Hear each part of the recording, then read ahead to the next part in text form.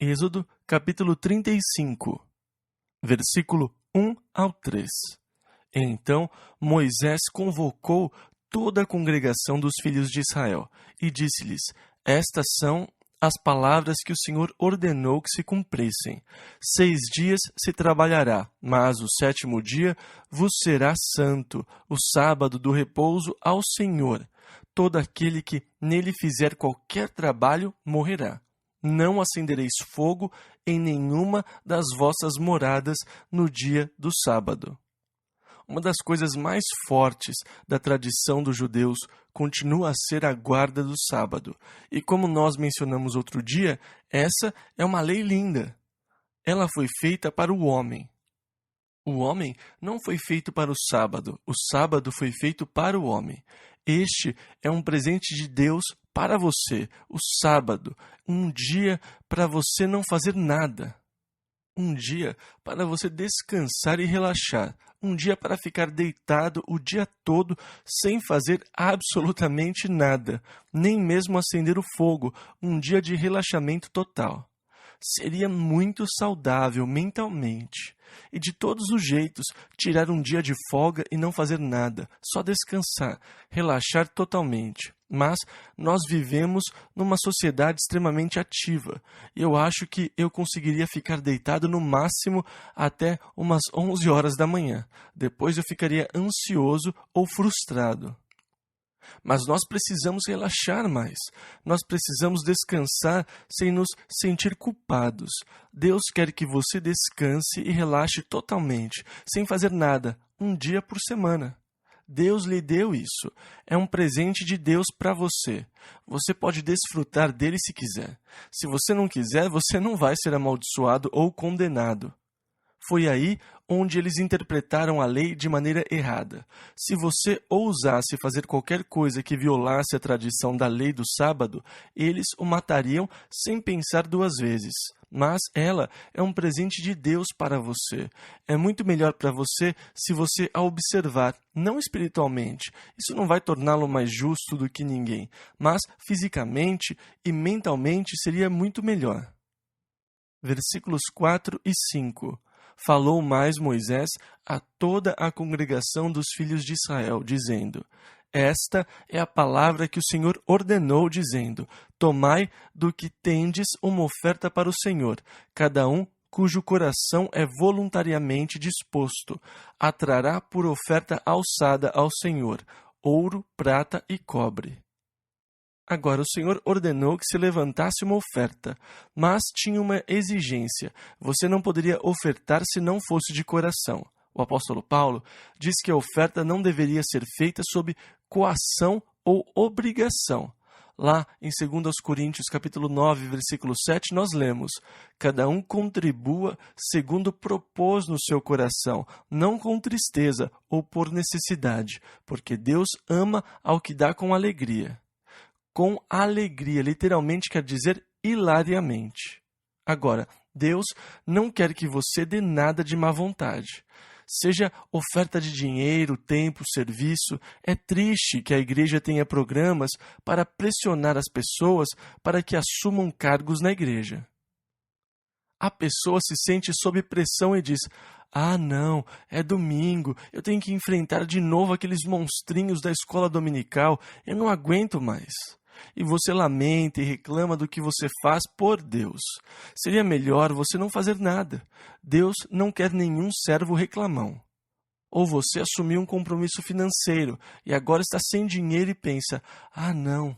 E você preenche o cheque de má vontade porque você assumiu o compromisso. Na verdade, é melhor não dar. Deus não quer que você dê por obrigação, mas as igrejas constrangem as pessoas a ofertar. Elas criam comitês financeiros, elas têm programas anuais, elas pressionam você a assumir compromissos. As pessoas importantes da igreja estão na sua sala de estar e você tem que decidir diante deles qual vai ser a quantia que você vai dar à igreja esse ano. E você não quer passar por muquirana, porque eles são importantes. Além disso, um é superintendente de escola, outro é advogado, e você não quer passar por fominha. tudo é planejado com essa intenção, que você se sinta obrigado a dar mais do que quer. Isso é coerção. Deus não quer isso. Ele não quer que você se comprometa com mais do que quer. Ele quer que você determine no seu coração o quanto você quer dar. Qualquer oferta a Deus tem que ser feita de boa vontade, para ser um verdadeiro presente a Deus. Qualquer outra coisa, Deus vai odiar. Deus prefere que fique com você. Eu não entendo uma coisa, quando alguém faz alguma coisa para mim e depois reclama. Eu prefiro que essas pessoas não façam nada. Um sujeito nos convidou para jantar. Ele passou a carne assada uma segunda vez e eu aceitei. Depois ele disse: geralmente o assado dura a semana toda, mas este não vai durar. Gente, eu quase não consegui engolir aquele pedaço de carne. Se ele não queria que eu comesse mais, ele não deveria ter passado o prato uma segunda vez. Eu o teria respeitado muito mais por isso do que oferecer e depois reclamar. As pessoas fazem algo para Deus e depois reclamam do que fizeram. Elas dão a Deus e depois reclamam do que deram. Não, tem que ser feito sempre de coração. Você tem que determinar o quanto você quer dar. Não é da minha conta o que você quer dar. Isso é uma coisa entre você e Deus. E você, segundo o seu coração, dá a Deus o que você tiver proposto e o quanto quer dar, mas nunca constrangido, nunca sob pressão ou obrigação. É por isso que aqui na Calvary Chapel, nós decidimos nunca pedir a ninguém para fazer qualquer coisa. Se alguém chegar e disser: Chuck, eu adoraria dar aula na escola dominical, como nós podemos ajudar? Eu vou dizer: você tem que descobrir, você tem que perguntar. Nós não vamos colocar o livro do professor da escola dominical nas suas mãos e dizer: nós precisamos que você ensine isso na sala de aula. Isso é uma coisa que tem que vir do seu coração. O que você faz para Deus tem que vir de um coração voluntariamente disposto. É isso o que Deus recompensa. Esse é o serviço que Deus vai recompensar. Esta é a oferta que Deus vai recompensar. Então, essa é a exigência que Deus fez, mesmo sob a lei, que façam uma oferta ao Senhor, quem tiver um coração voluntariamente disposto. Você deve dar ouro, prata e cobre, versículos 6 ao 14, como também azul, púrpura, carmesim, linho fino, pelos de cabras, e peles de carneiros, tintas de vermelho e peles de texugos, madeira de acácia e azeite para a luminária, e especiarias para o azeite da unção e para o incenso aromático, e pedras de ônix, e pedras de engaste para o éfode e para o peitoral. E venham todos os sábios de coração entre vós, e façam tudo o que o Senhor tem mandado: o tabernáculo, a sua tenda e a sua coberta, os seus colchetes e as suas tábuas, as suas barras, as suas colunas e as suas bases, a arca e os seus varais, o propiciatório e o véu de cobertura, a mesa e os seus varais e todos os seus pertences, e os pães da proposição, e o candelabro da luminária, e os seus utensílios, e as suas lâmpadas, e o azeite para a luminária. Essas eram as peças de mobília, e assim por diante. Versículos 21 e 22. E veio todo homem a quem o seu coração moveu, e todo aquele cujo espírito voluntariamente o excitou, e trouxeram a oferta alçada ao Senhor para a obra da tenda da congregação, e para todo o seu serviço, e para as vestes santas. Assim vieram homens e mulheres, todos dispostos de coração, trouxeram fivelas e pendentes, e anéis e braceletes, todos os objetos de ouro, e todo o homem fazia oferta de ouro ao Senhor. Reparem nas ofertas. Era conforme o coração fosse tocado. E é esse o segredo da verdadeira oferta. Quando Deus toca o seu coração, quando Deus coloca no seu coração. E quando você está disposto a dar, você deve dar a Deus, mas nunca constrangido, nunca sob pressão, nunca porque alguém implorou. Implorar por sustento desvaloriza a Deus. Versículo 29 ao 31. Todo homem e mulher cujo coração voluntariamente se moveu a trazer alguma coisa para toda a obra que o Senhor ordenara se fizesse pela mão de Moisés. Assim, os filhos de Israel trouxeram por oferta voluntária ao Senhor. Depois disse Moisés aos filhos de Israel: Eis que o Senhor tem chamado por nome a Bezalel, filho de Uri, filho de Ur, da tribo de Judá. E o Espírito de Deus o encheu de sabedoria, entendimento, ciência e em todo o lavor. Então Deus lhe deu talentos e habilidades para os trabalhos artesanais, para criações, para trabalhar com ouro, prata, cobre, para lapidar os engastes das pedras, para entalhar madeira. Versículos 34 e 35. Também lhe dispôs o coração para ensinar a outros, a ele e a Aholiabe, o filho de Aizamaque, da tribo de Dan. Encheu-os de sabedoria do coração para fazer toda a obra de mestre, até a mais engenhosa, e a do gravador em azul e em púrpura, em carmesim e em linho fino, e do tecelão, fazendo toda a obra e criando invenções. Êxodo, capítulo 36, versículos 1 e 2. Assim trabalharam Bezalel e Aholiabe, e todo o homem sábio de coração, a quem o Senhor dera sabedoria e inteligência, para saber como haviam de fazer toda a obra para o serviço do santuário, conforme a tudo o que o Senhor tinha ordenado. Então Moisés chamou a Bezalel e a Aholiabe, e a todo o homem sábio de coração, em cujo coração o Senhor tinha dado sabedoria, a todo aquele a quem o seu coração moveu a se chegar à obra para fazê-la. E nós vemos de novo que Deus move o coração das pessoas para a obra. Todo aquele que dissesse, como eu gostaria de trabalhar, é porque Deus moveu o seu coração. Eles chegaram e foram trabalhar.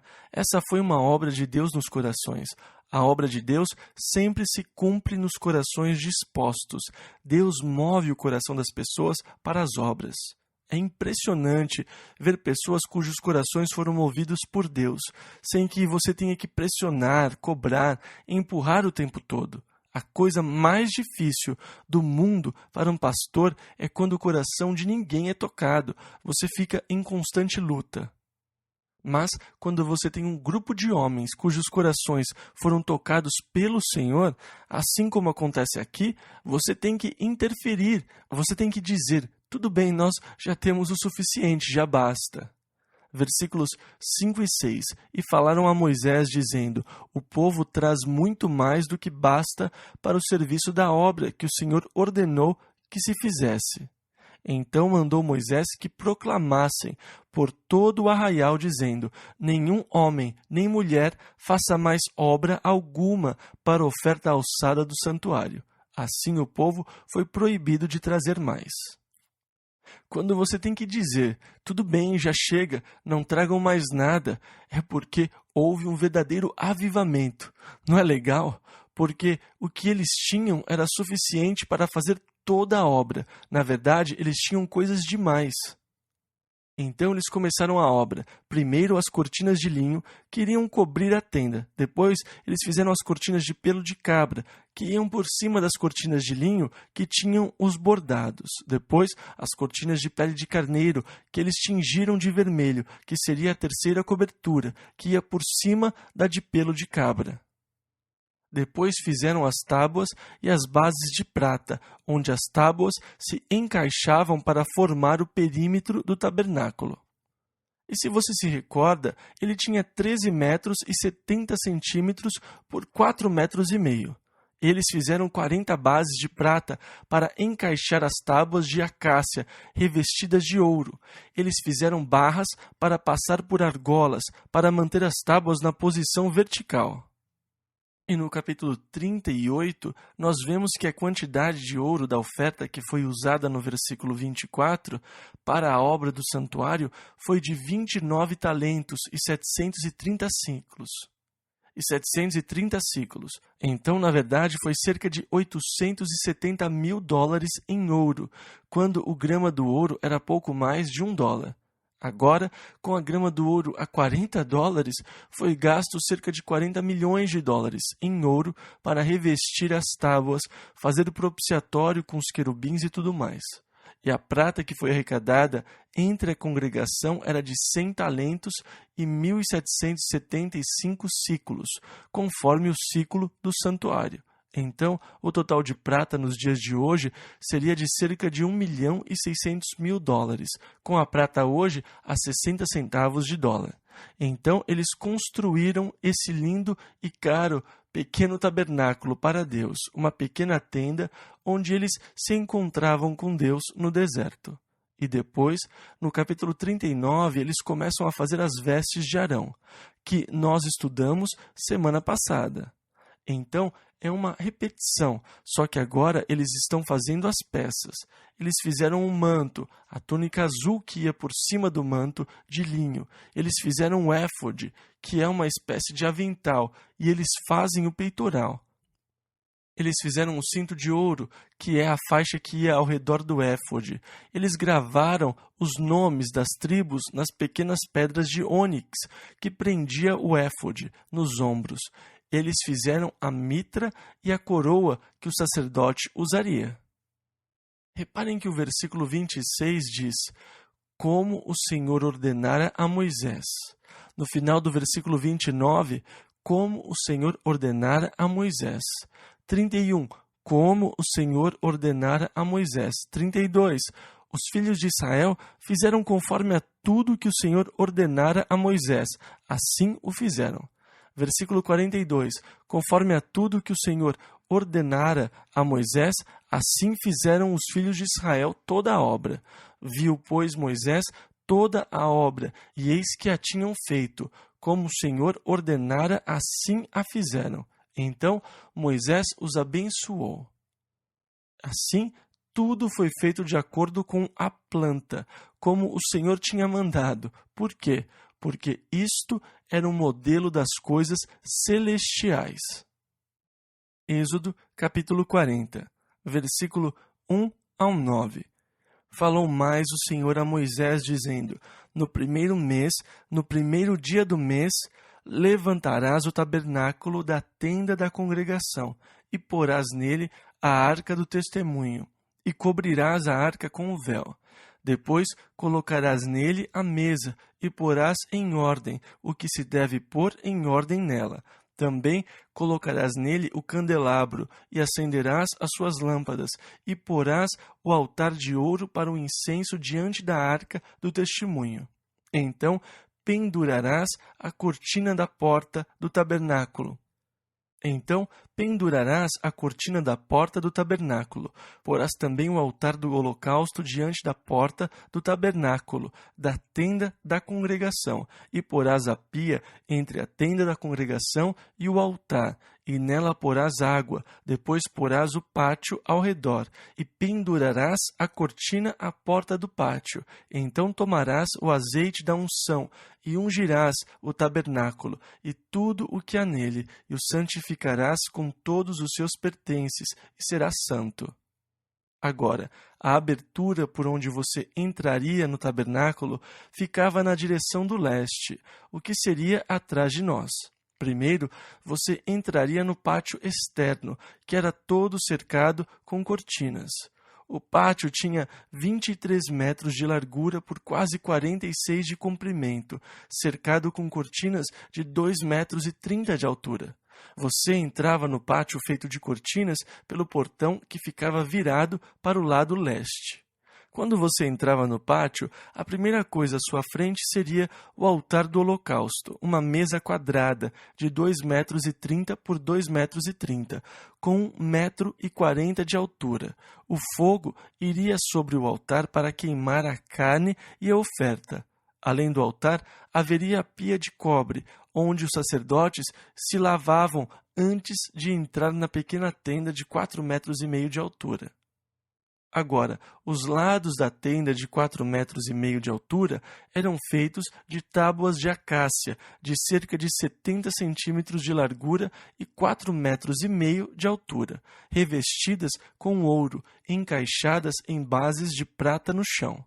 As tábuas, revestidas de ouro, tinham argolas por onde passariam barras revestidas de ouro para que elas ficassem juntas na posição vertical. Quando você entrasse no tabernáculo, você veria as paredes de ouro e veria a cobertura, de linho com bordados coloridos, que era a primeira cobertura da tenda, a cobertura de linho. Sobre ela iria uma cobertura de pelos de cabra. Sobre esta iria a cortina de pele de carneiro tingida de vermelho. E sobre esta última ia uma espécie de cobertura à prova d'água, de pele de texugo, para manter seco tudo o que estava dentro. A entrada do edifício de 13 metros e 70 de comprimento por 4 metros e meio de largura, que tinha estacas douradas e uma cortina, estaria virada para o leste. Ao entrar no tabernáculo, no seu lado esquerdo, você teria o candelabro com os 7 copos, parecido com este aqui, com as luzes acesas. O pavio do óleo ficava aceso constantemente. No seu lado direito, você teria uma pequena mesa, com o tampo quadrado de 45 centímetros e com cerca de 1 metro de altura, também revestida com ouro. E você veria 12 pães sobre a mesa à sua direita. Os pães eram trocados toda semana. À sua frente, você teria outra cortina linda bordada.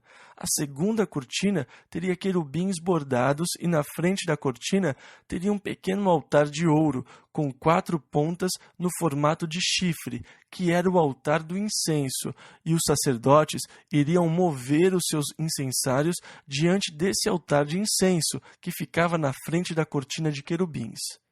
Atrás da cortina tinha uma salinha de 4 metros e meio de altura, de largura e de comprimento. Era um cubo. As suas paredes eram as tábuas de acácia revestidas de ouro. Sobre ela, você também veria a cobertura com finos bordados de querubins de linho, ouro, púrpura, azul e carmesim. Na pequena sala, você teria uma caixa de ouro com uma tampa de ouro. Sobre a tampa de ouro havia 2 querubins de ouro esculpidos sobre ela. Claro que você não podia vê-la, porque só os sumos sacerdotes podiam vê-la, e só uma vez por ano. E assim você tem uma ideia do tabernáculo, onde Deus encontrava o povo, e tudo foi feito de acordo com a planta que Deus tinha dado. E agora tinha chegado a hora de ungir tudo. Versículo 9 ao 17. Então tomarás o azeite da unção e ungirás o tabernáculo e tudo o que há nele, e o santificarás com todos os seus pertences e será santo.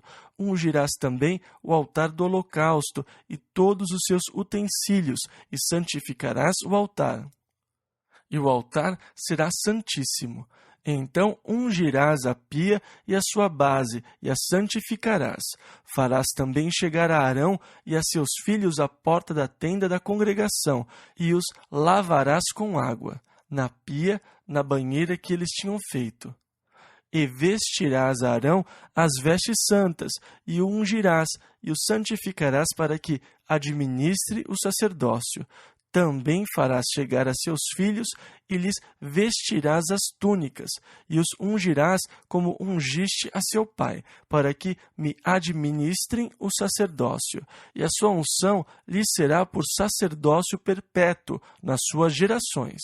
E Moisés fez conforme a tudo o que o Senhor lhe ordenou. Assim o fez.